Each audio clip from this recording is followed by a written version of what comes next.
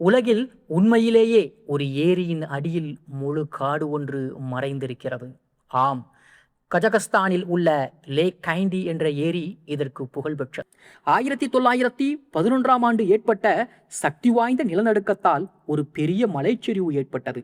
அதன் காரணமாக ஒரு பள்ளத்தாக்கு இயற்கை அணையாக மாறி மழைநீர் தேங்கி ஆக ஏரியாகவும் உருவானது.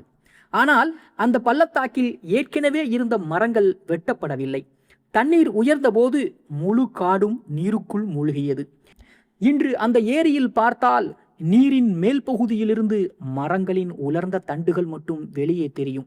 ஆனால் நீருக்குள் இறங்கி பார்த்தால் பல மரங்கள் இன்னும் நேராக நின்றபடியே இருப்பதை காணலாம். குளிர்ந்த நீரின் காரணமாக அவை அழுகாமல் நீண்ட காலம் பாதுகாக்கப்பட்டுள்ளன. இதனால் அது ஒரு நீருக்கடியில் உறைந்த வனம் போல தோன்றுகிறது.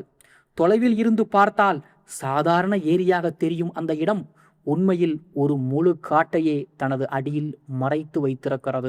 ஆக மொத்தத்தில் இயற்கை சில நேரங்களில் ஒரு பேரழிவை கூட உலகின் மிகவும் வியப்பூட்டும் காட்சிகளில் ஒன்றாக மாற்றிவிடுகிறது.